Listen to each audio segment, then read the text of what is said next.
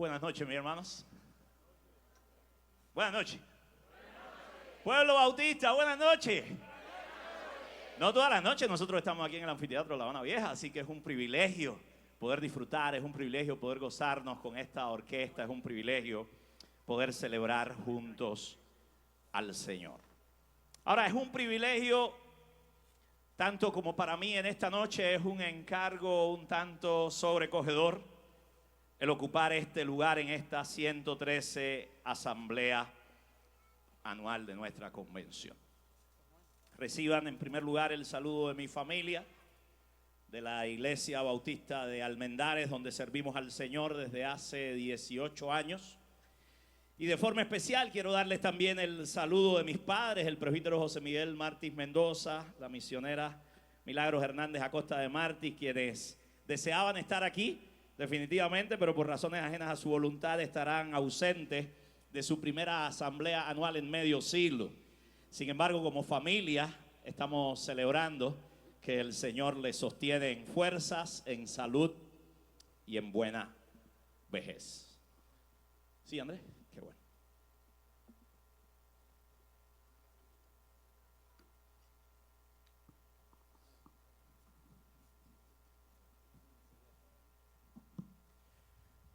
Andrés y yo somos amigos de muchachos. Nadie me hubiera aguantado la majadería esta de decirle que buscara un bien.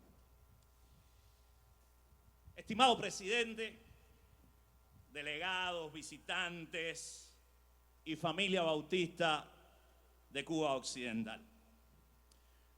Nuestra obra ha entrado oficialmente en su año legal número 120. Y en lo personal, aunque no lo parezca, gracias a Dios, he tenido el privilegio en el Señor de ser parte de esta asociación por casi un tercio de su historia.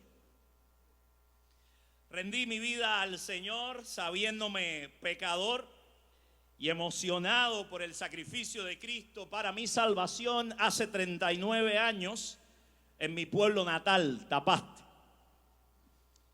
Como muchos ahora saben, crecí en el seno de una familia pastoral de esta convención y me recuerdo desde muy pequeño curioseando por los pasillos, por los recovecos del Templo del Calvario en días de convención, saludando a grandes hombres de Dios, o mejor dicho, siendo saludado por ellos. A eso le siguen en mi vida muchos detalles vividos después, desde la temprana juventud, aprendiendo, sirviendo y colaborando en diferentes áreas, siendo entrenado para el ministerio en nuestro seminario, pero todo ello siempre bajo una premisa muy bien aprendida de mis mayores. Debes amar a Cristo. Debes amar a su iglesia y debes amar a los perdidos. Disfrutamos ser parte de la celebración del centenario de esta obra. ¡Qué momento! Hace 20 años. Creíamos que habíamos llegado al clima de la historia bautista. Bueno, para ser exactos, hace 19 años. Todavía me cruzo con hermanos fieles por ahí de esa época, que al saludarme me miran y me dicen, ¿qué es una convención bautista? Realmente el crédito que se debe a esas conmovedoras afirmaciones que fueron ratificadas en aquella convención se le debe al pastor Alberto González, mi suegro, aquí presente, quien fuera presidente en ese tiempo y autor de ese guión. Hoy, más o menos esos mismos años, regreso a predicar a esta asamblea a petición vuestra, estando convencido de que hay muchos de aquella época que ya no están. Y también de que hay una multitud de los que están aquí presentes que son más nuevos en la fe que el guión de qué es una convención bautista. Pero eso, hermanos, gracias a Dios que la presentación es clarita, porque ahora sí veo el bosque. Pero eso, hermanos, más allá de cualquier preocupación, tiene que ser para la Convención Bautista de Cuba Occidental un motivo de gozo y de aliento como obra. Un incentivo para asegurarnos de estar haciendo bien la labor que nos toca en el reino de Cristo como iglesias. La labor que nos toca como asociación de iglesias. Que Él sea el centro y no nosotros. Porque como ya se ha dicho aquí en esta noche, fue Cristo mismo quien declaró, y lo declaró con toda determinación hace ya más de 2000 años, que Él iba a edificar su iglesia. Y que las puertas del Hades no prevalecerían contra ella. Amén. El año pasado hablamos de que estar aquí en comparación con estar en el templo del Calvario tenía su significación, tenía sus implicaciones. Seguimos orando por la iglesia amada del Calvario y agradecemos al Señor que tienen gozo en la etapa y se han mantenido fieles en la etapa en la que están. Y también reconocemos la bendición que es estar aquí, porque tú y yo tenemos que recordar que Cristo está edificando su iglesia y ni las puertas del Hades van a prevalecer contra ella. Dicho eso, les confirmo que he titulado el sermón en esta noche: nuestro compromiso como Convención Bautista. Me gustaría invitarte a ir juntos a la palabra de Dios en el Evangelio de Juan, capítulo 17, para leer los versículos del 1 hasta el 19. Juan, capítulo 17, versículos del 1 al 19. Palabra de Dios que agradezco a ustedes puedan ponerse en pie para escuchar con atención y reverencia la lectura. Evangelio de Juan, capítulo 17. Leo desde el versículo 1. Estas cosas habló Jesús.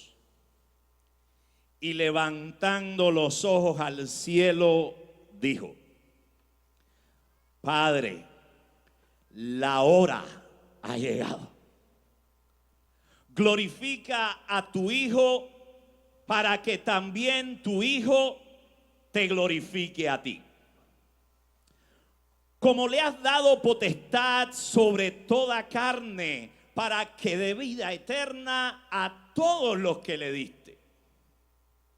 Y esta es la vida eterna: que te conozcan a ti, el único Dios verdadero, y a Jesucristo, a quien has enviado. Yo te he glorificado en la tierra. He acabado la obra que me diste que hiciese. Ahora pues, Padre, glorifícame tú al lado tuyo con aquella gloria que tuve contigo antes que el mundo fuese. He manifestado tu nombre a los hombres que del mundo me diste. Tuyos eran y me los diste, y han guardado tu palabra. Ahora han conocido que todas las cosas que me has dado proceden de ti. Porque las palabras que me diste les he dado, y ellos las recibieron, y han conocido verdaderamente que salí de ti, y han creído que tú me enviaste. Yo ruego por ellos. No ruego por el mundo, sino por los que me diste, porque tuyos son. Y todo lo mío es tuyo, y lo tuyo mío, y he sido glorificado en ellos. Y ya no estoy en el mundo, mas estos están en el mundo. Y yo voy a ti, Padre Santo. A los que me has dado, guárdalos en tu nombre, para que sean uno, así como nosotros. Cuando estaba con ellos en el mundo, yo los guardaba en tu nombre. A los que me diste, yo los guardé. y ninguno de ellos se perdió, sino el hijo de perdición, para que la escritura se cumpliese. Pero ahora voy a ti y hablo esto en el mundo para que tengan mi gozo cumplido en sí mismos. Yo les he dado tu palabra y el mundo los aborreció porque no son del mundo, como tampoco yo soy del mundo. No ruego que los quites del mundo, sino que los guardes del mal. No son del mundo, como tampoco yo soy del mundo. Santifícalos en tu verdad. Tu palabra es verdad. Como tú me enviaste al mundo, así yo los he enviado al mundo. Y por ellos yo me santifico a mí mismo, para que también ellos sean santificados en la verdad. Oremos. Bendito Padre y Dios, estas son las palabras de tu amado Hijo Jesús, nuestro Salvador y nuestro Señor. Esta es su oración a ti por la iglesia, un día antes de entregarse por nosotros en la cruz. Ayúdanos a discernir por tu Espíritu la verdad transformadora contenida en este texto, a entenderla y a ponerla por obra. Usa a tu siervo, bendice a tu iglesia. Háblanos, Dios. Te lo rogamos en el nombre más excelente de todos los nombres, el nombre de Cristo Jesús. Amén. Pueden sentarse. Hace unos 10 años, Dios me concedió el privilegio de viajar junto a mi familia a Inglaterra para hacer un posgrado en enseñanza bíblica.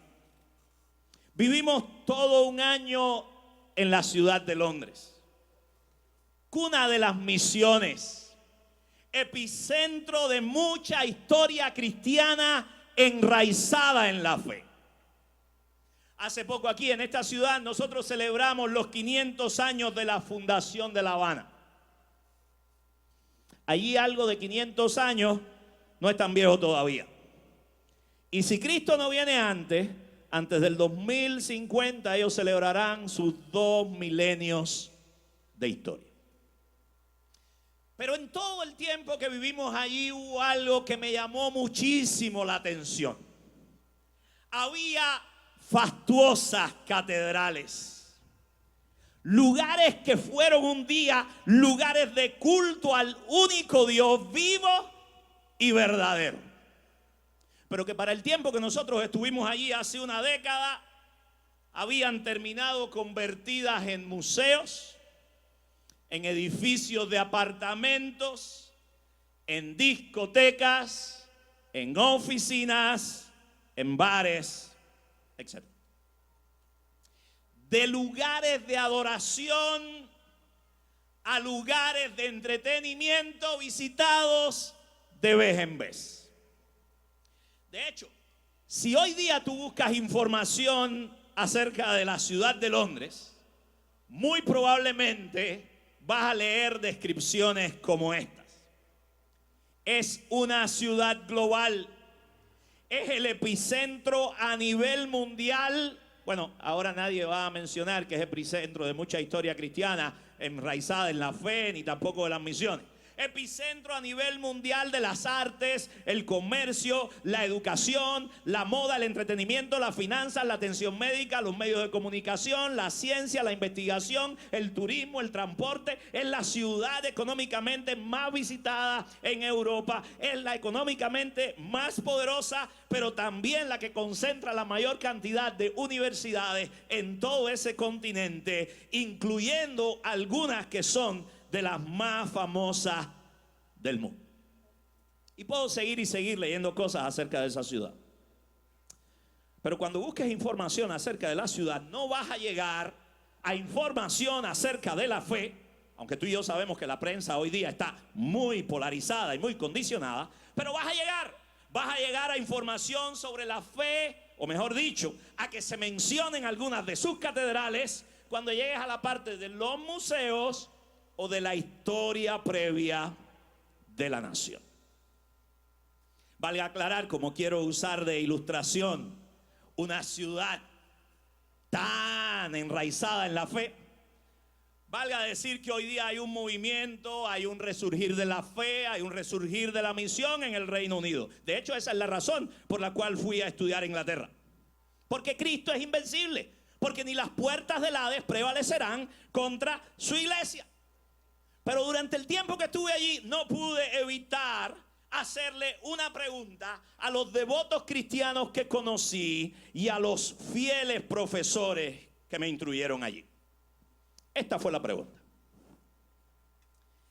¿qué pasó? ¿Cómo es posible que una herencia de fe con semejantes cimientos sucumbiese a la modernidad? La respuesta de todos y cada uno fue más o menos parecida, casi la misma. Ellos decían: en algún punto nos distrajimos y nos separamos. Mira, solo un poquito. Nos separamos solo un poquito de la verdad de Dios, del propósito de Dios, de la agenda de Dios. Pero cuando tú te separas un poquito de la verdad, del propósito y de la agenda de Dios, con el paso de los años, especialmente en una ciudad milenaria, puedes hallarte después demasiado lejos en un lugar a donde no esperabas llegar.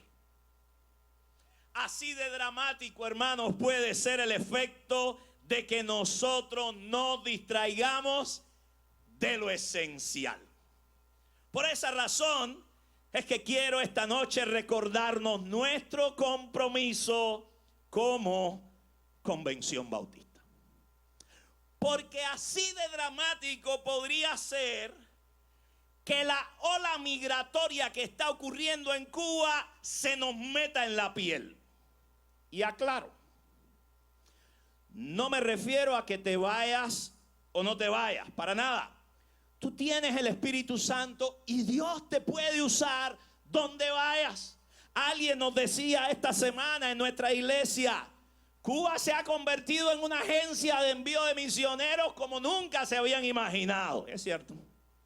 Algunos no estamos tan contentos con eso, pero ¿por qué lo digo? Cuando digo que esta ola no se nos vaya a meter en la piel, me refiero al hecho de que los que nos quedemos no nos vayamos a atemorizar o no nos vayamos a desanimar, porque el fundamento sigue firme, porque las órdenes no han cambiado. Lo importante va a ser que tú y yo respondamos si estamos alineados con el propósito de Dios y con el plan maestro del maestro. Esa es la razón por la que cuando leía Juan capítulo 17, Juan capítulo 17 es una obra monumental. No sé si lo notaste mientras leíamos, pero suena raro.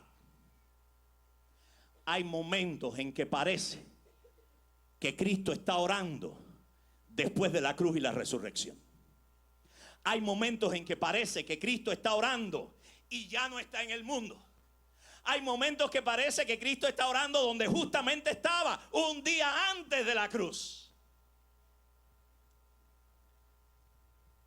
Pero es que Cristo estaba orando por su iglesia. Cristo estaba hablando con el Padre en una intimidad fervorosa y milagrosamente por la inspiración del Espíritu Santo. Tú y yo tenemos en Juan 17 la oración más larga de la que hay registro del Señor Jesús, con la cual podemos contar. Así que cuando pensaba en Cristo orando esa oración, no solo estaba leyéndolo con la idea en mente de que en Mateo 16, 18, Él dijo, edificaré mi iglesia y las puertas del Hades no prevalecerán contra ella. No solo estaba leyendo y meditando con la certeza de que ahí Él estaba orando por los discípulos que estaban a su lado, y no tan solo por ellos, sino por los que habrían de creer por la palabra de ellos, entre los cuales está la Cristiandad Cubana y la Asociación Convención Bautista de Cuba Occidental. Pero también estaba consciente de que quien estaba orando unos pocos días más tarde fue levantado vencedor de la tumba tras haber pagado el precio de la redención por su pueblo escogido, para asegurar que la iglesia fuese lo que Él había determinado, profetizado, dispuesto y establecido que la iglesia fuese. Así que cuando esta asamblea celebra reconocer 6 nuevas iglesias en su seno, esta asamblea tiene que ser consciente, igualito que cuando presentamos un niño en la iglesia. Cuando nosotros presentamos un niño en la iglesia, nosotros le decimos, nosotros bendecimos al niño, nosotros oramos por los padres, por la familia, pero nosotros le decimos a la iglesia, iglesia, estos padres dicen que usted le puede dar un cocotazo a su muchacho, que usted está siendo invitado a participar en la instrucción espiritual, en la educación formal de sus hijos. Porque la bendición de Dios viene cuando en la comunidad de fe la iglesia vive conforme al propósito para el cual Dios la estableció. Así que cuando recibimos iglesias aquí, nosotros como comunidad celebramos que estamos creciendo. Pero celebramos que, aunque el diablo se oponga, aunque como suele decir mi padre, el diablo es un buen diablo, aunque ande como león rugiente buscando a quien devorar, mientras nuevas iglesias son plantadas en nuestro país, estamos más cerca del lema Cuba para Cristo ya. Si tú y yo somos conscientes de que el Señor oró por su pueblo, el Señor completó la obra, el Señor se aseguró, hizo todos los ajustes necesarios antes de partir de este mundo. La iglesia en Almendares sabe, yo lo repito a cada rato, que para mí uno de los versos que es muy conmovedor es cuando el Señor le dice a sus discípulos, les conviene que yo me vaya. Yo nunca he entendido eso bien, porque te imaginas estar con el Señor y que el Señor le diga a los discípulos, les conviene que yo me vaya. Sabemos que es porque iba a enviar al Espíritu de Dios, al Consolador, la promesa del Padre. Pero eso va a ser bueno que tú y yo lo tengamos en mente cuando tú y yo enfrentamos esas dificultades de las que fuimos recordados hace un momento. Porque es bueno ser recordado de eso cuando después se nos va a recordar que Dios es fiel, que Dios es lo que nos sostiene en cualquier prueba y en cualquier situación.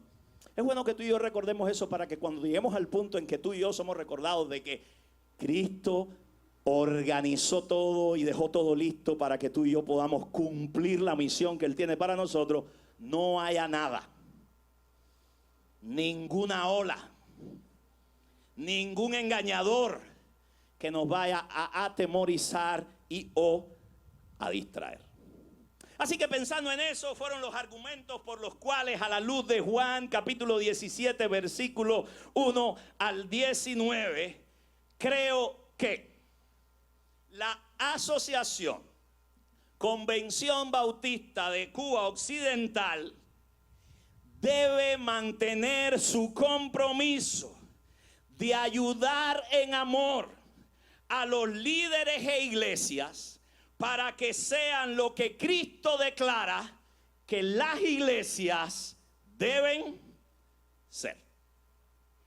Juan 17 es una oración. Por momentos nos suena a destiempo. Nos parece que el que está orando sabe más que nosotros. Y si te das cuenta de eso, bienvenido al club, porque es la verdad. El que estaba orando sabía más que los que estaban escuchando. El que estaba orando sabía todos los detalles de lo que habría de ocurrir y sabía toda la obra que él se había comprometido a completar. Ahora, Una de las cosas muy emocionantes de Juan 17 es que Cristo Jesús está intercediendo por sus discípulos y por la iglesia.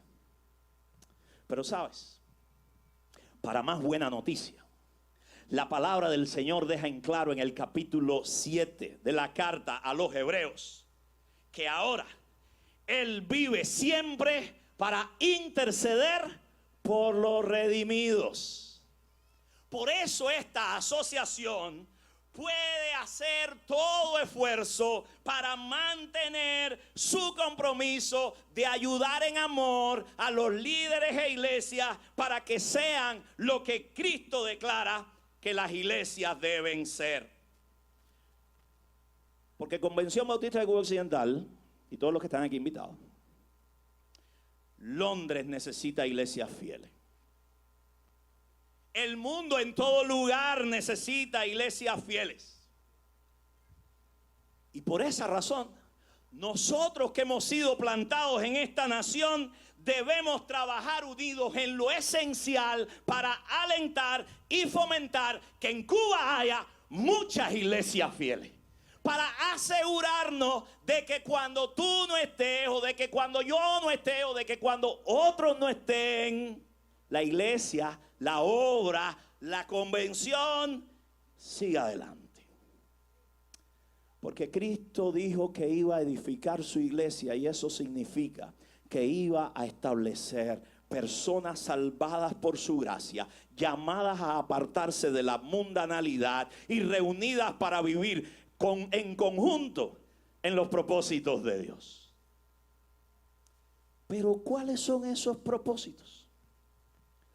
¿Cómo nos deja claro Juan 17 cuáles son las características que Jesús anticipó que su iglesia tendría y que esta asociación debe ayudar en amor a que las iglesias puedan tener? ¿Qué se requiere para que las iglesias de la Convención Bautista de Cuba Occidental no se conviertan en lugares de entretenimiento que la gente solo visita ocasionalmente? Este pasaje nos presenta 4 evidencias. 4 evidencias de una iglesia de Cristo que nosotros como asociación en nuestra reunión voluntaria de iglesias necesitamos alentar, respaldar y facilitar por medio de las iglesias locales y de los proyectos que en conjunto realizamos. Ahora yo les voy a invitar en esta noche a poder ver 3 de las 4 marcas de una verdadera iglesia dadas en este texto. La 4ª marca vamos a dejarla para que Dios mediante nuestro presidente, el doctor Bárbaro Marrero, nos pueda hablar de ella el miércoles. Veamos entonces la primera de ellas. En primer lugar, una iglesia verdadera vive para la gloria de Dios. Lea eso conmigo si lo dice de atrás. Yo no sé si lo dice, pero una iglesia verdadera vive para la gloria de Dios. yo quiero que tú te vuelvas a la persona que está a tu lado. Bajito, porque si no se va a hacer mucho ruido o se puede enterar el que está delante. Y tú le digas si tú crees que tu iglesia vive para la gloria de Dios. Sé honesto, es tu hermano en Cristo. Espero, puede ser que tienes una visita al lado, pregúntale primero su nombre, pero no tengas pena, hazlo. No te sientas mal por eso. Así no te vas a cansar de donde están tus sentaderas. Mira, si has podido decirle al que está a tu lado que tu iglesia vive para la gloria de Dios, y vamos a hablar un poquito de qué significa eso, entonces deberías estarle dando gracias a Dios porque eres parte de una iglesia verdadera. De una iglesia que puede ser que en el proceso todavía estamos siendo hechos irreprensibles. Tenemos áreas que crecer. Quizás de vez en cuando nos tiene que llegar una cartica como la de los Gálatas, o se nos tiene que predicar la primera a los Corintios. Pero si tú tienes convicción de que has puesto tu fe en Jesucristo y de que tu iglesia vive para la gloria de Dios, déjame decirte que ya hoy, a pesar de las carencias, de si el azúcar va a llegar, de si los huevos van a alcanzar, o si va a haber harina para el pan o no, tienes razones para darle gracias a Dios. Entre varias palabras que se repiten mucho en este texto, hay una palabra que sobresale. Y quizás ya tú la notaste cuando estábamos leyendo el pasaje. Pero yo quiero releer solo el segmento uniendo estos versos para que tú oigas la palabra repetida tantas veces, 8 veces al menos, en Juan 17. Presta atención, dice: Padre, la hora ha llegado. Glorifica a tu Hijo para que también tu Hijo te glorifique a ti. Yo te he glorificado en la tierra. He acabado la obra que me diste que hiciese. Ahora pues, Padre, glorifícame tú al lado tuyo con aquella gloria que tuve contigo antes que el mundo fuese. Yo ruego por ellos, porque tuyos son, y he sido glorificado en ellos. La gloria que me diste yo les he dado. Padre, quiero que donde yo estoy también ellos estén conmigo, para que vean mi gloria que me has dado. 8 veces en este capítulo es usada la palabra gloria o glorificar. Ese es un término muy conocido por los cristianos. Los cristianos sabemos lo que es gloria, sabemos lo que es la gloria de Dios, sabemos lo que es glorificar. ¿Seguro que lo saben? ¿Qué es la gloria de Dios? ¿Qué es glorificar a Dios? En la Biblia se usa de 2 maneras. Y este texto no es la excepción, así que se usa como en el resto de la Biblia. Una manera habla de que la gloria de Dios es algo que ver, que uno ve, que uno contempla, que uno se deleita en ello. Pero también el sentido en que se usa es que glorificar a Dios es algo que se hace, es algo que implica involucramiento. Cuando Dios se manifiesta, Él es glorioso. O sea, es algo que tú ves. Una expresión visible de Dios que todos conocemos muy bien es cuando el profeta Isaías, en el libro del mismo título, en el capítulo 6, se quedó sorprendido por la gloria de Dios. ¿Y qué dijo? ¿Qué dijo? ¿No es retórica la pregunta? Gracias, Dariel. ¡Ay de mí! Que soy hombre pecador, inmundo de labios, y han visto mis ojos. Él vio la gloria de Dios. ¿Sabes qué pasó después? Inmediatamente después escuchó la voz del Señor. ¿Y sabes qué pasó después?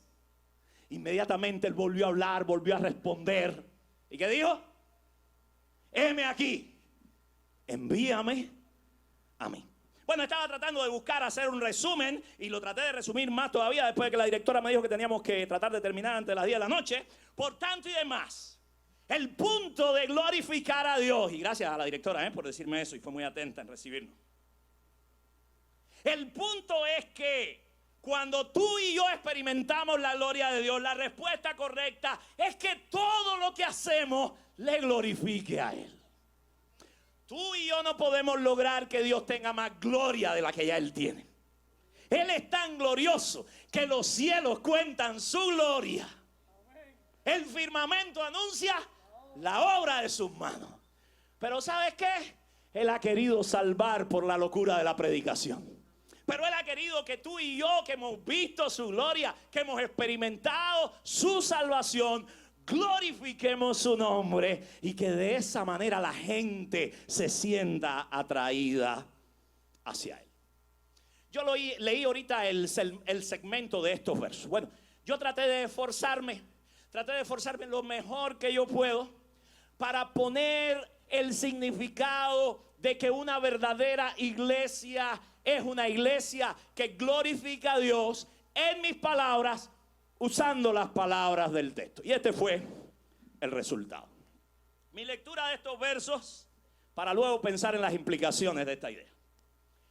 Jesús ora para que, mientras Él mismo ha glorificado a Dios, cumpliendo la misión para la que el Padre le envió. O sea, son las 9, ya lo saben. Voy a empezar de nuevo. Jesús ora para, mientras que Él mismo, habiendo glorificado a Dios, habiendo cumplido la misión para la cual el Padre le envió, ¿qué fue? Dar vida eterna a los que creen en su nombre. Dios complete la obra exaltando y glorificando a Cristo, quien ha compartido ahora su gloria con los redimidos, para que ellos también glorifiquen al Padre y veamos por la eternidad la gloria del Hijo. Si eso a usted no le emociona, tírele una foto, lléveselo para la casa y pásese como yo una pila de días leyéndose Juan 17 y lo va a entender. Pero yo sé que usted lo entiende, porque usted es un cristiano que independientemente de que sepa, y voy a usar el griego solo para favorecer la amplitud de audiencia que hay aquí, que si la palabra en griego doxazo significa hacer reconocido o hacer famoso o dar una buena opinión de... Eso es lo que Jesús está diciendo que Él ha hecho en conexión con el Padre y con la iglesia. En el versículo 4 Jesús dijo, te he glorificado. En el versículo 6 Él dijo, he manifestado tu nombre. Dicho de una manera simple, en el ministerio terrenal del Señor Jesucristo, Él se dedicó a dirigir a todos hacia Dios, a atraer toda la atención posible y dirigirla hacia el Padre. El Hijo volteó todos los reflectores de la historia hacia el Padre para que Él fuese el foco de atención. Para que no quedase duda cuando alguien le abraza y le recibe y cuando alguien le rechaza y prefiere vivir la vida a su manera. Pero ¿sabe qué me conmueve? Claro que me conmueve la obra de Cristo. Claro que me conmueve que haya cumplido la obra y que en eso el Padre haya recibido gloria y le haya dado a Él un nombre más excelente que sobre todo nombre. Pero personalmente tengo que reconocer que me conmueve muchísimo que esa misma es la tarea que el Señor Jesús dice que le estaba dejando a sus seguidores. Así que el propósito de cada iglesia de esta convención es glorificar a Dios. La asociación debe seguir glorificando a Dios. Ese es nuestro propósito número 1 a cualquier escala que lo consideremos, sea personal, sea familiar, sea local la iglesia, sea convencional. ¿Por qué? Porque nosotros no somos una asociación bautista, cristiana y evangélica por el mero hecho de asociarnos. Nuestro primer propósito no es compañerismo y comunidad, por más que lo disfrutamos y esta es una fiesta ejemplar. Ese es un propósito, pero es secundario, no primario. Tenemos que evangelizar al mundo, eso es importante, pero antes de darnos el impulso para ello, la razón principal ni siquiera fue ir. La razón principal ni siquiera es crecer. La razón principal es glorificar a Dios. Así que iglesias de esta convención, recuerden lo siguiente: después de que se apaguen los reflectores, que no se van a apagar el jueves, perdón, dije que el presidente iba a aplicar el miércoles, el jueves por la noche, porque el viernes estamos aquí otra vez con alabanza cubana. Pero después que se apaguen los reflectores y usted regrese a su casa, ay, perdón, me fui de lengua con lo de la provincia. Creo que son los de La Habana los que van a estar. Bueno, si quiere quédese por ahí, hable con el hermano que se está quedando en su casa. Recuerde esto cuando se vaya. No estamos en una carrera de quién va más lejos. No estamos en una carrera de quién crece más. El propósito es que todo lo que decimos y hacemos traiga gloria al nombre de Dios. Así que vamos a aplicar eso. ¿Cómo se hace eso? Bueno, sencillo, usted lo ha aprendido en su iglesia. Yo espero que no vaya a descubrirlo hoy aquí. Pero dice Pablo una y otra vez que a él no le era molesto repetirle a los hermanos las mismas cosas. Y si el Señor nos lo recuerda en esta oración tan trascendental, pues yo tengo la responsabilidad de volvérselo a recordar a ustedes. ¿Cómo se trae gloria al nombre de Dios? En primer lugar, por medio de nuestras palabras. Jesús nos dice que se hace con nuestras declaraciones. Lo que decimos, lo que sale de nuestra boca. Él dijo: Señor Padre Dios, yo he manifestado tu nombre. Jesús siempre declaró al Padre, Jesús siempre honró al Padre. Él dijo que su voluntad debía ser hecha en la tierra, así como se hace en los cielos. Él hablaba continuamente de la grandeza del Padre. Él siempre estaba apuntando a Dios. Tú y yo, al predicar el evangelio, estamos declarando la grandeza de Dios. Él es digno de ser creído, Él es digno de ser seguido. Tú y yo, al enseñar a nuestros hijos las cosas de Dios, estamos glorificando a Dios. Tú y yo estamos también glorificando a Dios cuando enseñamos la verdad de Él, la palabra de Él en un grupo pequeño, o si instruyes a nuevos creyentes en el discipulado, o si estás declarando a Dios, glorificándole a Él, quizás dirigiendo la oración en tu iglesia, cantando por ahí, cuando la gente te ve en tu trabajo o en tu casa, donde hay familia que es no cristiana y tú que ya que te tienes que disparar todos los bum bum, eso pues de vez en cuando pones ahí, Señor, eres fiel y tu misericordia. Pero ¿sabes cuál es el peligro hoy día? ¿Sabes por qué es tan importante que tú y yo seamos recordados de que por medio de nuestras palabras traemos gloria a Dios? Porque no todas las palabras que están saliendo de nuestra boca traen gloria a Dios. Porque a veces en nuestras iglesias estamos teniendo debates, luchas y que no traen gloria a Dios. Y el propósito número uno de una iglesia verdadera es, sea cual sea la circunstancia, darle gloria al nombre de Dios. Eso no quiere decir que siempre vamos a estar de acuerdo. Por eso somos una asociación voluntaria. Pero tú, espero, entiendas que cuando abres tus labios deberías preguntarte. Bueno, perdón, antes de abrir tus labios. Si ya los abriste, posiblemente tengas que retractarte. Deberías preguntarte, ¿esto que voy a decir trae gloria al nombre de Dios? Si en este momento estás pensando como la gente de mi iglesia o de mi casa, pastor, la puso dura, recuerda esto, ya yo me prediqué el mensaje, ¿sabes? Sí, es difícil. Sí, necesitamos estar asidos del Señor. Sí, necesitamos estar como estaba el Señor, en intimidad con el Padre, clamando, ayúdalo, Señor. Santifícalo, Señor, en tu verdad. Porque en este país que tú y yo vivimos, en otros países también, la gente le dice mentira a los departamentos de pago de impuestos allá y le dice, pero estamos aquí. Y como estamos aquí, hay que hablar de aquí. En este país que tú y yo vivimos, cada vez las mentiras parecieran estar más justificadas. Cada vez el robo pareciera ser más legal. Cada vez más aquellas cosas que indiscutiblemente no le traen gloria a Dios parecieran ser más parte de nuestro día a día. En estos días de asamblea, eso es una buena razón y motivación para nuestras decisiones, para nuestras votaciones por proyectos, para nuestra atención a los informes que escucharemos, para estar presente en la discusión. Pero antes de decirle a mi hermano que está total y completamente equivocado, recordar que es mi hermano. Y recordar que con mis palabras siempre debo glorificar a Dios. En nuestras declaraciones, glorifiquemos a Dios. Pero también hagámoslo por medio de nuestras acciones.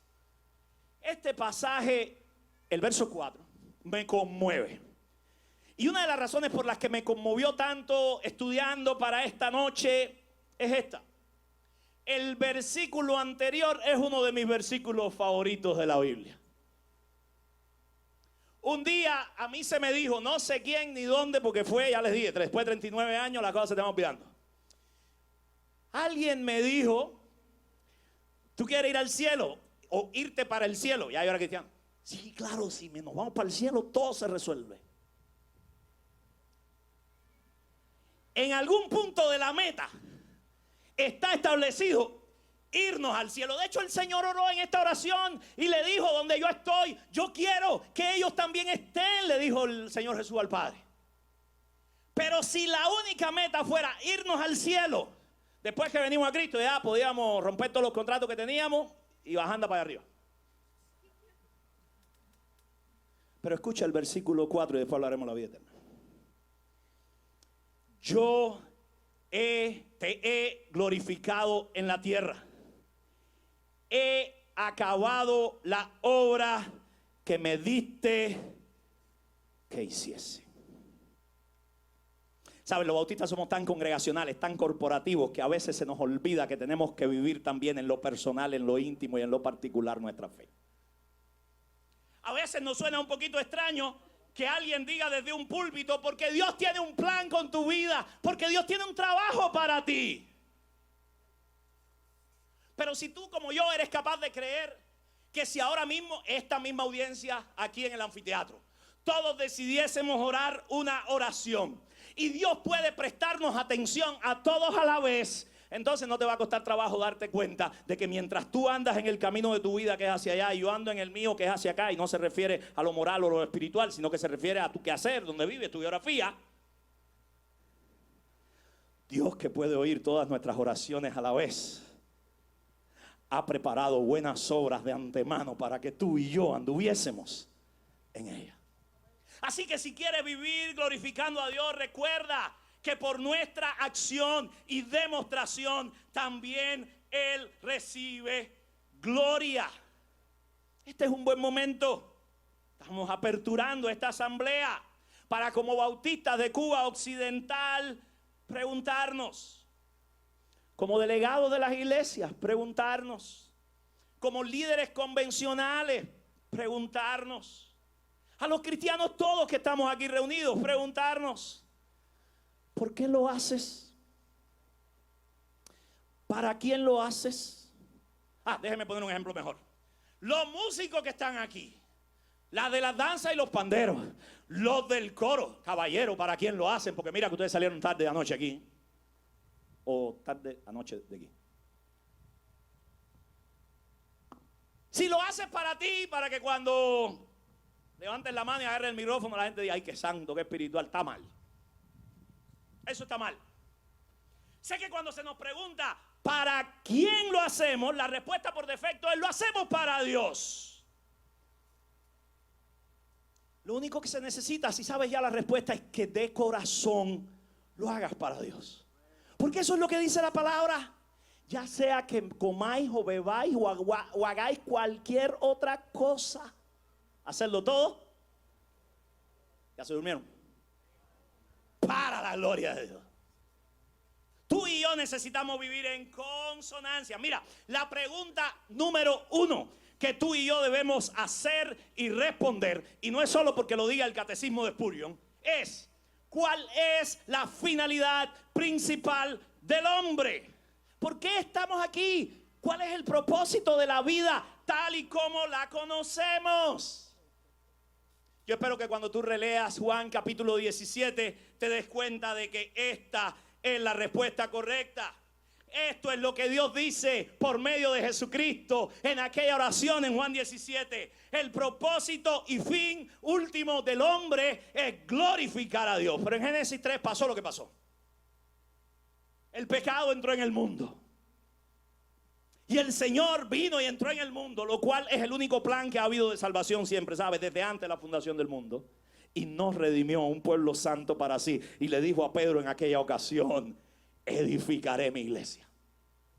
Y mi iglesia se va a ocupar de vivir para el propósito y fin último del hombre, que es glorificar a Dios y disfrutar de Él para siempre. Estamos tú y yo viviendo como una iglesia verdadera, que brilla en el sitio donde está, que es luz del mundo y sal de la tierra. Estamos tú y yo tan ocupados en las limitaciones, carencias y dificultades que bueno, no le puedo llamar periodo especial porque sería ofender a los que lo vivimos ya. Es diferente, o sea, hay que ponerle otro nombre, es a eso a lo que me refiero. Es diferente, usted me entiende si lo vivió.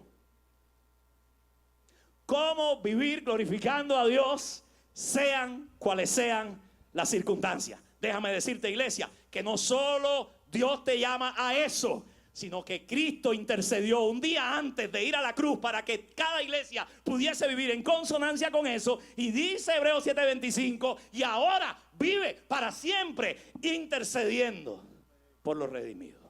En segundo lugar, una iglesia verdadera conoce y proclama la verdad de Dios. Mire por un momento a los versículos del 6 al 10. Voy a leer rapidito.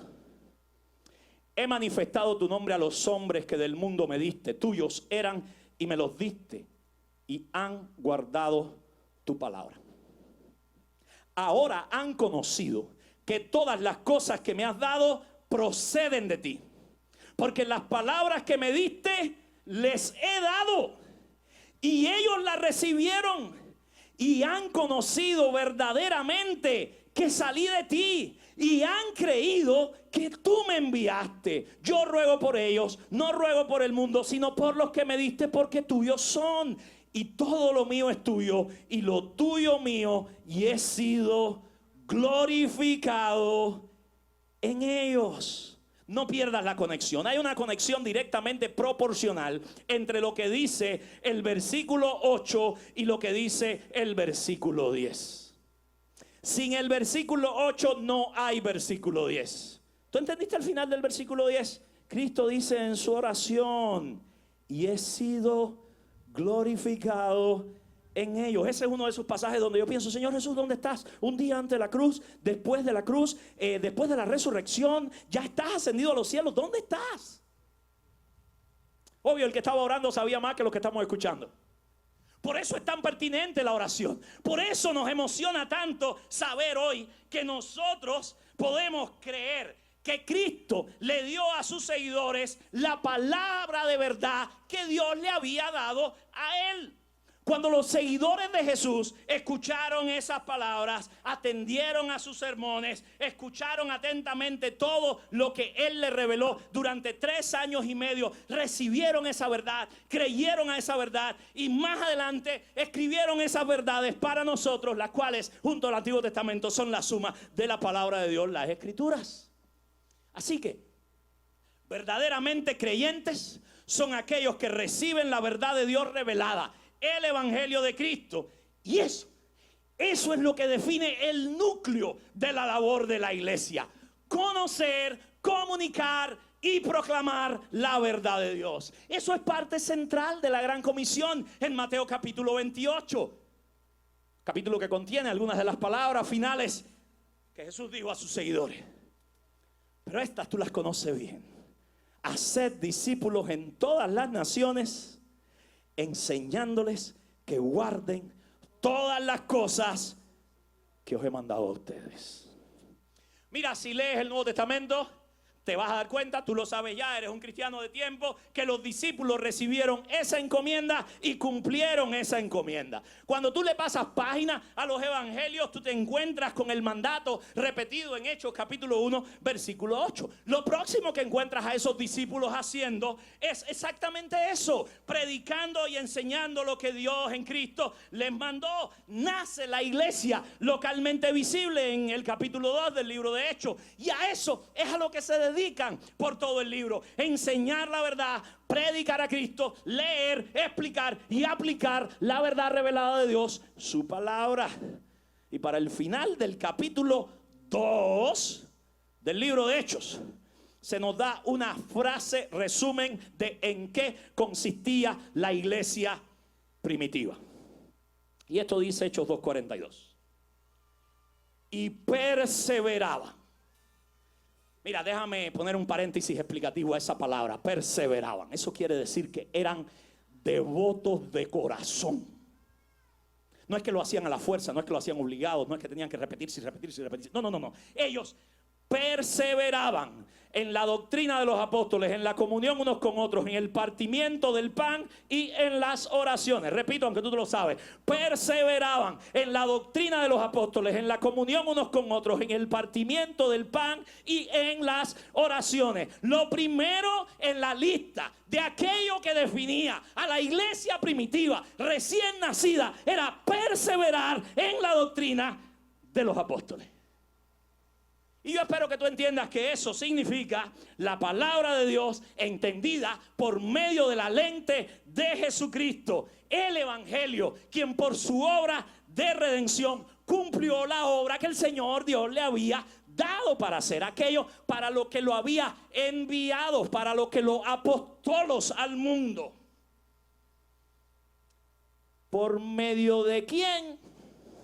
Dios. Habiendo hablado muchas veces y de muchas maneras en otro tiempo por los profetas, en los postreros días nos ha hablado por el Hijo, Jesucristo, heredero de todo, hacedor del universo, el resplandor de su gloria y quien sustenta todas las cosas, incluida la Asociación Convención Bautista de Cuba Occidental. ¿Y sus cuántas iglesias, presidente? Porque ahora perdí la cuenta. 572. Sustenta todas las cosas con la palabra de su poder. Quien habiendo efectuado la purificación por nuestros pecados, por medio de sí mismo, se sentó a la diestra de la majestad en las alturas. Perseveraban en la doctrina de los apóstoles, la palabra de Dios entendida clara y plenamente por medio de la obra de Cristo. Hermanos, entendámoslo. Eso era número 1 en la lista de la iglesia. No pasemos eso por alto, porque nosotros cuando nos reunimos como cristianos bautistas, no solo recordamos ese principio, que la Biblia es nuestra única regla de fe y práctica, no solo como el nombre de cristianos, que también usamos con orgullo y gozo y bendición, si hay algún orgullo bueno, como decía Homero Carbonell, pero también nos tildan del pueblo del libro y nosotros contentos. Pero no lo pasemos por alto, porque hoy eso no es número 1 en la lista de algunas iglesias y mucho menos en la vida personal de mucha gente. Y si eso no es número 1 en tu vida y en la vida de tu iglesia, difícilmente puedas lograr el número 1, que es vivir para la gloria de Dios. Cuidado con a qué nos hemos vuelto devotos de corazón en el marco de nuestras iglesias en esta era tecnológica. Y sin duda, para que nadie se inquiete más de lo que debe, la razón por la que esto encabeza la lista, la de Hechos 2:42, e incluso es central en la oración del Señor Jesús, y bastaría que el Señor Jesús nos lo hubiese mandado y nos lo hubiese dicho para que ya tú y yo digamos, por eso encabeza la lista. Por eso es de lo más importante. Pero hay más. Hay más. La razón por la que debemos predicar la palabra de Dios fielmente es porque la palabra de Dios nos enseña cómo amar, cómo orar, cómo adorar, cómo hacer misiones, cómo servir a otros, cómo criar a nuestros hijos. La palabra de Dios no solo nos dice qué hacer, la palabra de Dios nos dice cómo hacerlo. La palabra de Dios nos dice de dónde viene el poder para hacer lo que hemos sido llamados a hacer. Dicho eso, la predicación de la palabra es central a la misma definición de la iglesia de Jesucristo. Qué bueno ver estas iglesias llegar y saber que son iglesias que están siendo plantadas y que realmente son devotas a la palabra de Dios. Realmente conocen y proclaman la verdad de Dios. Iglesias históricas. ¿Es ese el legado que estamos dejando? ¿Es eso lo que estamos modelando? La Biblia dice lo que dice. Cristo oró lo que oró. Por tanto, iglesia de esta convención, ni se nos ocurra acomodarnos a los tiempos actuales. No. Deja que te digan que tienes que cambiar, que tienes que ajustar, que tienes que hay que compartir los tiempos. Es que tenemos muchos hermanos que les gustaría servir y tenemos que compartir la plataforma. Eso para las iglesias que tienen plataforma. Las que no tienen plataforma y se sientan abajo de un árbol a veces no tienen los problemas que tenemos las que tienen plataforma. No debemos cambiar. ¿Sabes por qué? Porque a Dios le agradó, ya lo dije, salvar por la locura de la predicación. Cristo poder y sabiduría de Dios, para que el que se gloríe solamente en el Señor. La última carta escrita por el apóstol Pablo fue 2 Timoteo. Hace unas semanas estábamos estudiándola con un grupo de cuarto año en el seminario. Pablo dice: te encargo, siervo de Dios, delante de Dios y del Señor Jesucristo, quien juzgará a los vivos y a los muertos, predica la palabra. Eso es lo que necesitamos, predicar la palabra. No nuestras opiniones, no nuestras escuelas teológicas,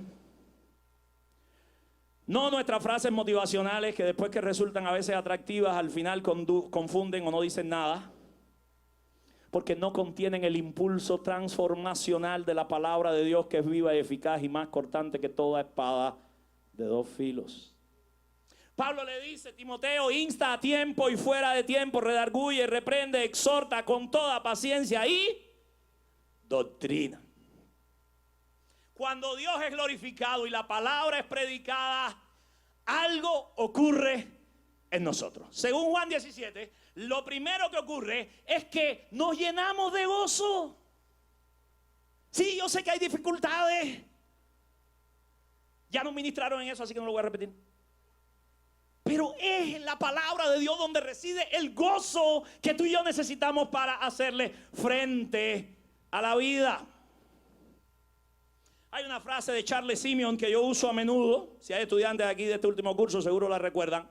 Y es esta: la predicación debería humillar al pecador, exaltar al Salvador, promover la santidad.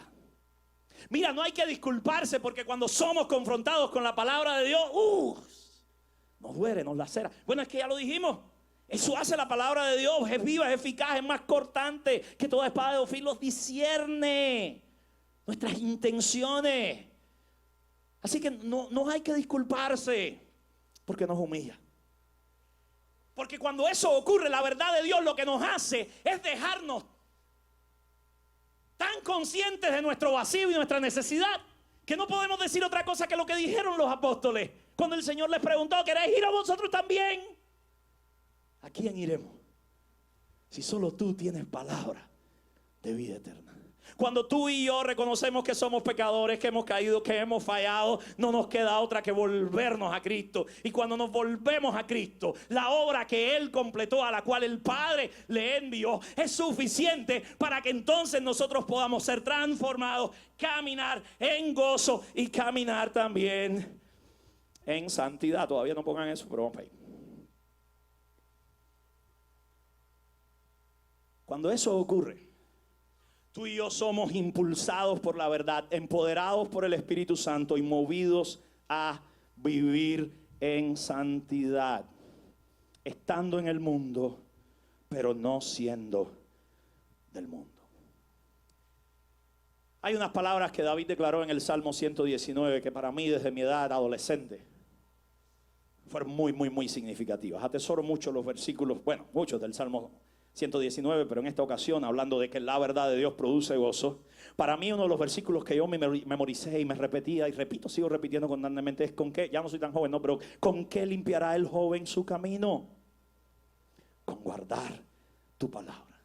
En mi corazón he guardado tus dichos para no pecar contra ti. Y cualquiera que no tiene a Cristo podría pensar: ay, pero pobrecito la gente esa, como viven lacerándose y torturándose. Pero hay que seguir leyendo para darse cuenta de que el pasaje implica entonces: me he gozado en el camino de tus testimonios más que de toda riqueza. En tus mandamientos meditaré, consideraré tus estatutos, me regocijaré en tus caminos, no me olvidaré de tus palabras. Hermanos, la verdad de Dios produce gozo, y dice también en este pasaje que la verdad de Dios produce santidad.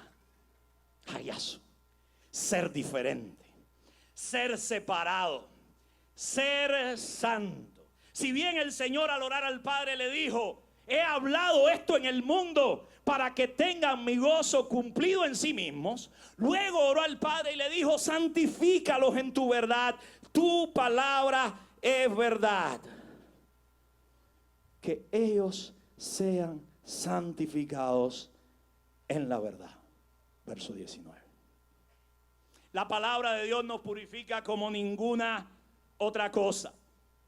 Cuando nos reunimos como iglesia, como pueblo de Dios, incluso como lo estamos haciendo ahora en este lugar, a escuchar la palabra, debemos tener en cuenta que este es un medio que Cristo estableció para edificar su iglesia. Así que cuando nosotros como asociación, las iglesias locales en su esfuerzo por plantar iglesias, los creyentes particularmente al compartir el evangelio con otros, damos la palabra de Dios, Cristo está edificando su iglesia. Luego que escuchamos la palabra de Dios juntos, hay un elemento natural que emerge ahí. Nos recuerda que unos a los otros tenemos responsabilidad, porque fuimos desafiados a. Y cuando nos encontramos por la calle con un hermano en la cola, o en el trabajo, o en la escuela, entonces nos servimos el uno al otro de rendición de cuentas, de confrontación, de ánimo, de recordatorio, de exhortación los unos a los otros, para recordar que debemos vivir con gozo, que debemos vivir en santidad, porque eso no depende de las circunstancias, eso depende de que tú y yo somos el pueblo del libro, de que tú y yo tenemos la palabra de Dios y de que su verdad nos santifica. Pero si no conoces a Dios, si no pasas tiempo en su palabra, ¿qué es lo que estás comunicando? De hecho, iglesias, cuidado con a quién le confiamos la enseñanza. Dice el verso 3, ya le dije que era mi favorito, uno de mis favoritos en la Biblia. Y esta es la vida eterna, que te conozcan a ti, el único Dios verdadero, y a Jesucristo, a quien has enviado. El día que yo aprendí eso, la vida eterna es conocer a Dios, el único Dios verdadero, y a Jesucristo, a quien Él ha enviado, aprendí que podemos tener carencias, que podemos tener pocos líderes, pero sabes, no vale la pena intentar acelerar el proceso. No vale la pena saltarnos etapas. No vale la pena producir ni pastores ni líderes emergentes. Nosotros todos sabemos por experiencia que eso no funciona. Y si la experiencia no nos basta. Recordemos que Pablo le dijo a Timoteo en la primera carta que no fuese un neófito. Así que ya que aquí está reunida la crema innata de los bautistas de Cuba Occidental, los delegados de las iglesias, déjenme intentar decir esto con todo respeto, porque entiendo que nuestras iglesias son diferentes en tamaño, en limitaciones, en que en unas hay más líderes, en otras hay menos líderes, aunque ahora en todas hay líderes yéndose. Pero sin importar el tamaño de la iglesia o la cantidad de ministerios que tengan o no, si usted es parte de una iglesia que ya te diste cuenta ahorita que está glorificando a Dios y quiere hacer las cosas bien, por favor, con todo respeto, no mande al seminario gente que no sepa Biblia. El seminario no es una escuela dominical. La escuela dominical la celebramos nosotros en nuestras iglesias. Le voy a poner un termómetro para que se lleve, es solo una ilustración. Si usted está comenzando con gozo a ver que han llegado jóvenes a la iglesia y al menos vienen y se congregan, pero usted está orando ya por ellos y yo le animo a que se decida a invertir en ellos, porque no va a pasar por generación espontánea, ¿eh? Una pruebita sencilla. Si en algún momento la iglesia piensa en mandar a alguien al seminario o alguien viene y le pide a la iglesia, alguno de sea joven o no tan joven, le pide ir al seminario, mida esto. Mínimo, así bajito, es que se me ocurrió ahora. ¿Ya tú te leíste los evangelios? Los 4 completos, letra a letra, de principio a fin. ¿Te leíste el libro de Hechos? Si la respuesta es no, usted le dice, ve, léetelo, que cuando termines eso, tengo más para ti porque la Biblia tiene 66 libros. Pero por favor, entienda esto. Me explico. Quien no ame la palabra, quien no haya dado fruto y testimonio en la iglesia local, de quien no se perciba su llamado a servir a Dios en esa manifestación local de la iglesia por la cual Cristo murió, por la cual cuando oraba dijo, tiene que glorificar a Dios y tiene que conocer y proclamar la palabra de Dios. No lo mande para el seminario. Póngalo en un fogaje ahí, mándelo para remediar. Y a su tiempo,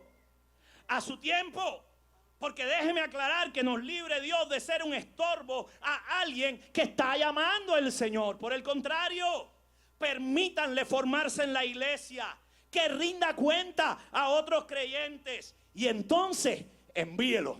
Pero a sabiendas de que el seminario no es una escuela dominical, de que el seminario, aunque en el proceso de una manera intrínseca, como un parabién, surgen en él profesores que después se quedan enseñando en el seminario. Surgen en él líderes que van a ser no solo locales, sino también convencionales. El seminario está obligado, y yo sé que los directivos del seminario van a la mañana y pasado, pero permítanme decírselo desde la perspectiva de un pastor de iglesia.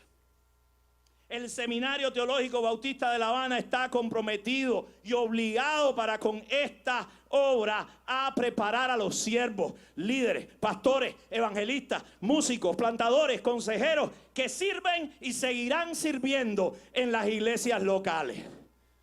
Pero si ustedes llenan una aplicación para un estudiante, lo recomiendan y ni siquiera se ha leído los 4 evangelios del libro de Hechos, el riesgo es demasiado alto. El progreso será demasiado lento. Y muy probablemente habremos metido el pan en el horno antes de tiempo. Habremos recogido esa fruta antes de estar madura. Y el resultado final pudiera no ser tan excelente como el Señor mismo está orando al Padre que Él quiere que sea. Cristo oró más que eso por su iglesia.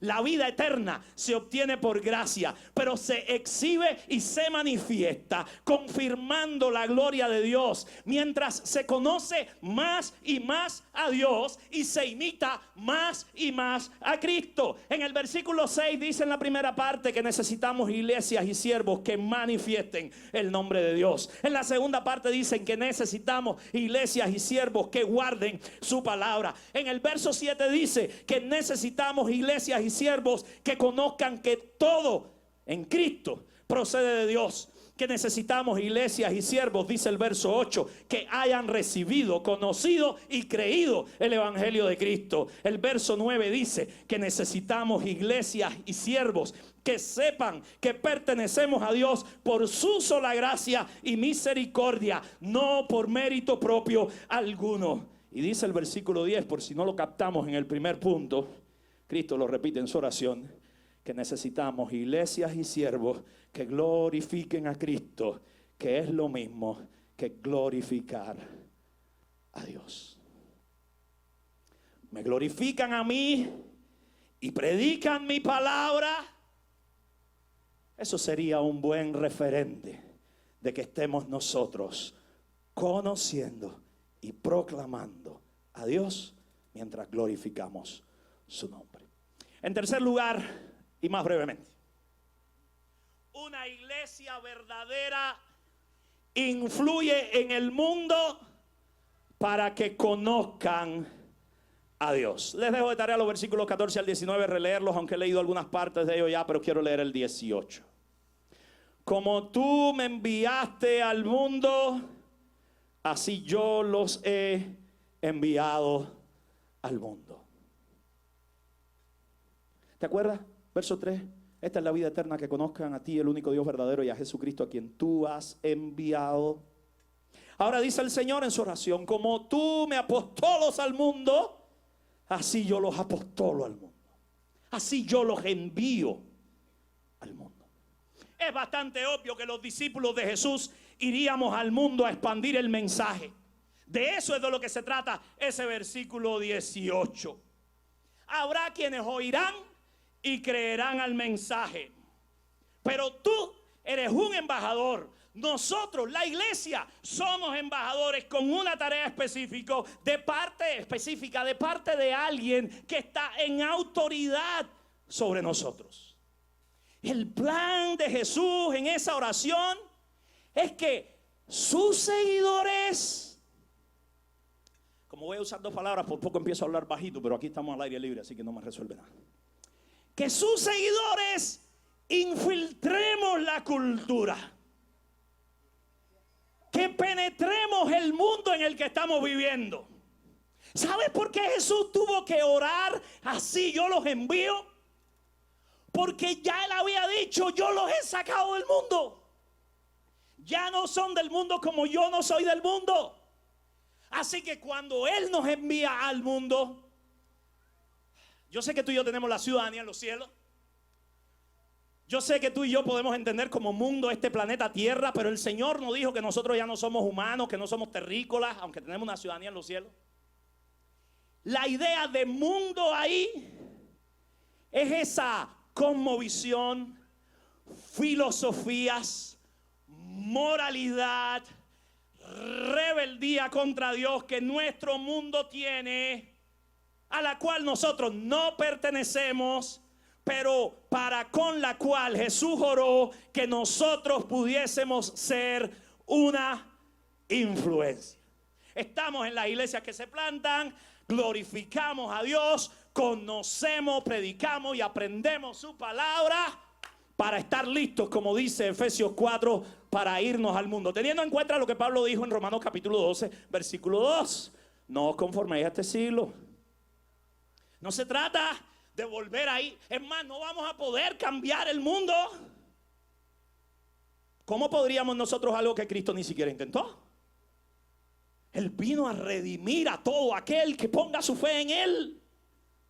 Quien rechaza a Dios, quien prefiere vivir la vida a su manera, quien no quiere cuando escucha responder, ya dará cuenta a Dios de sí. Pero tú y yo tenemos que seguir siendo mensajeros de la voluntad de Dios. Alguien dijo una vez que la iglesia es la única sociedad en la faz de la tierra que existe para el beneficio de los que no son miembros. ¿Es tu iglesia una sociedad, una asociación, una comunidad, una confraternidad de creyentes que existe para beneficio de los que no son miembros? Son nuestras iglesias aquellas que están conscientes de que, como el Señor le declaró vez tras vez a sus discípulos, siempre es tiempo de evangelizar, siempre es tiempo de cosecha, siempre hay gente que necesita escuchar, siempre hay gente lista a responder.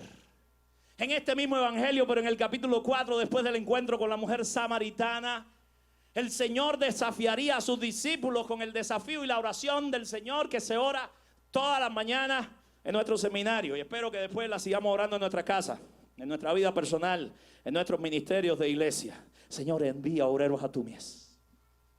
Pero el Señor les decía a ellos: ustedes dicen que faltan 4 meses para la cosecha. Alcen sus ojos y miren los campos blancos. He leído, estudiado y aprendido de algunos que son más profundos en el pensamiento que yo, que es muy probable que cuando el Señor Jesús le dijo eso a tus discípulos, después de que la mujer samaritana había vuelto a la ciudad, había hablado acerca de Jesucristo, y aquellos salieron a ver quién era este que ella pensaba que era el Mesías, en el mismo momento en que el Señor les dijo: alcen sus ojos y miren los campos blancos que están, es porque venía aquella multitud de Samaria que quería conocer, y eso era una ilustración muy clara para ellos de que, mira, Él está obrando milagro de redención en la vida de gente, aun cuando tú ni siquiera te has dado cuenta. Muy a menudo pasa que nosotros como iglesia empezamos a ensimismarnos y no nos damos cuenta de que hay que salir, que hay que volcarnos afuera. Ahora, recuérdalo, una iglesia verdadera es una iglesia que infiltra, que influye en el mundo para que conozca a Dios. Pero cuando vayamos a hacerlo, En primer lugar, tenemos que ser conscientes de que necesitamos mantener firme nuestra identidad. Jesús les dijo, le dijo a Dios, están en el mundo, pero no son del mundo. ¿Cómo te están afectando los sistemas de ideas, los valores, la filosofía, la moral, las actividades de gente que está controlada por el maligno, el príncipe de este mundo, el Dios de este siglo que ha cegado el entendimiento de los que no creen para que no les resplandezca el evangelio? Influir la cultura no es consentir con la cultura. Yo sé que han habido tiempos difíciles, pero que me corrijan los mayores. Si hemos tenido que escribir tantas cartas en otra época, plantándonos y diciéndonos lo que la palabra de Dios declara, como en estos tiempos. Porque cada vez el mundo es más inclusivo. Pero tú y yo queremos que la gente sea incluida en el libro de la vida. Tú y yo queremos realmente cumplir la misión de Dios para la iglesia. Y para eso necesitamos recordar la posición que tenemos en Cristo. El llamado que tenemos a influir a nuestra nación con el evangelio de Jesucristo. Si el mundo te está arrastrando, si las redes te están arrastrando, me enteré por ahí que hoy se cayó Facebook e Instagram. No sé cuántos cristianos se habrán quedado tan preocupados como otra gente estaba. Si el mundo te está arrastrando, ten cuidado, porque eso no es ser misional. Cristo oró recordando al Padre, clamando al Padre. Por cierto, y no he dicho esto, creo que la oración de Cristo nos hace sentir así como que estamos en diversos momentos, porque el hecho de que esa oración esté plasmada, inspirada por Dios en el libro, la Biblia, la Escritura, para nosotros, me hace pensar en esta imagen que no es nada espiritual ni grandiosa, pero el Señor estaba orando al Padre, pero conscientes de que nosotros lo escucharíamos. Estaba en intimidad con el Padre, pero sabía que tú y yo seríamos conscientes de la importancia de su clamor por nosotros. Estamos en el mundo, pero no somos del mundo. Cuando sigues a Cristo y lo conviertes en tu Señor, en tu meta, que el mundo te rechace, eso es un efecto colateral. Pero tú nunca te olvides de cuál es tu identidad. Ahora, tú y yo necesitamos también saber que Dios nos capacita y que Dios nos guarda. Dicho en pocas palabras, porque ahorita son las 10.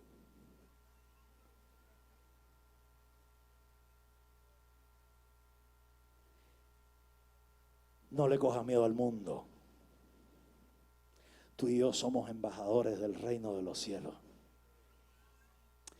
No hagas como los fariseos.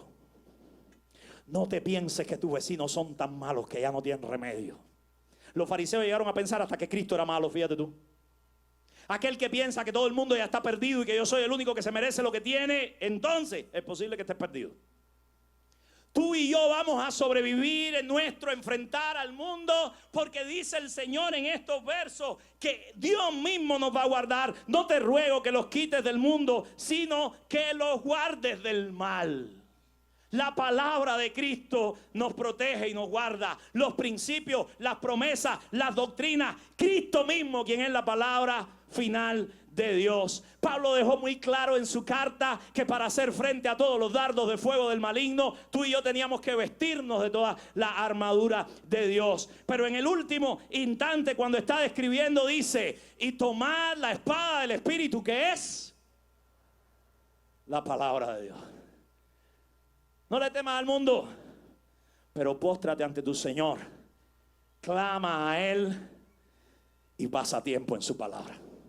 Y profundiza en conocerle a Él, el único Dios verdadero, y a Jesucristo, a quien Él ha enviado. Esa es la vida eterna. Eso es lo que tú y yo hemos sido llamados a anunciar al mundo. Y en último lugar, claro que sí, Vamos a ir a alcanzar a tantos como sea posible. Eso lo podemos decir también al aire libre en este anfiteatro de La Habana Vieja, porque nuestro país, nuestra ciudad, nuestra gente necesita a Cristo. Solo en Él hay esperanza. No importa lo que otros puedan regalarnos, donarnos o querer darnos. Sin Cristo, ¿de qué le sirve al hombre ganar el mundo entero si pierde su alma?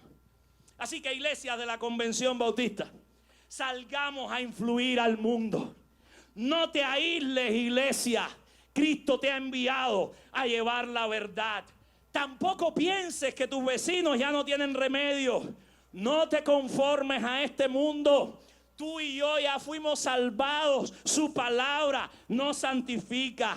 Iglesia, no necesitamos imitar al mundo. No tiene sentido intentar atraer a los no creyentes ofreciéndoles lo mismo que ya ellos tienen. Lo que más atrae al mundo hacia nosotros son justamente nuestras diferencias. Cristo lo dijo claro: o nos van a odiar o se van a convertir a Cristo. Pero, iglesia, influyamos a nuestro mundo, penetremos la cultura, creemos oportunidades de alcance, vayamos a la cosecha donde sea que estén los campos blancos. Creo que Cuba está atravesando uno de los peores momentos de su historia, al menos durante mis casi 50 años de vida. Hemos visto situaciones difíciles antes, pero nunca habíamos visto tanta incertidumbre en esta nación. Iglesia, ¿cómo la estará pasando en este desierto los que no tienen a Cristo? Llevemos su luz. Seamos instrumentos para que muchos puedan salir de las tinieblas a la luz admirable de Cristo. Recuerda esto, y ya casi termino. Las iglesias vivas están en constante movimiento. Las otras prefieren evitar problemas. Las iglesias vivas tienen un montón de niños que hacen ruido. Las otras prefieren que no se les moleste y todo sea silencioso.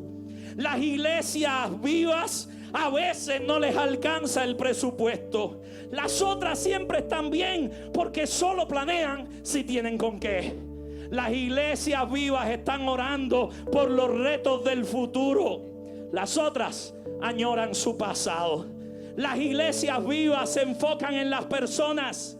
Las otras se enfocan en los programas. Las iglesias vivas evangelizan. Las otras se fosilizan. Recuerda, estas son las cosas por las que Cristo oró. Estas son las cosas que nuestra asociación en amor debería alentar a cada iglesia. Y estas son las cosas que nos recuerdan que somos colaboradores de Dios. Vive para la gloria de Dios. Conoce y proclama la verdad de Dios. Influye en el mundo para que conozca a Cristo. Esto es aquello por lo que Cristo oró. Eso es lo que en amor esta asociación debe alentar a cada iglesia. Y estas son las cosas que nos recuerdan que somos colaboradores de Dios. Así que, persuadido de que el ADN de esta asociación, Convención Bautista de Cuba Occidental, consiste en glorificar a Dios. El ADN de esta convención consiste en enseñar fielmente su palabra. El ADN de esta convención consiste en hacer a Cristo conocido en esta nación y en el mundo. Iglesia Bautista de Cuba Occidental, les confirmo en temor reverente y sabiendo que es Dios quien nos guarda, que esta asociación debe mantener su compromiso de ayudarnos en amor para que los líderes y las iglesias sean lo que Cristo declaró que debemos ser. Que les bendiga.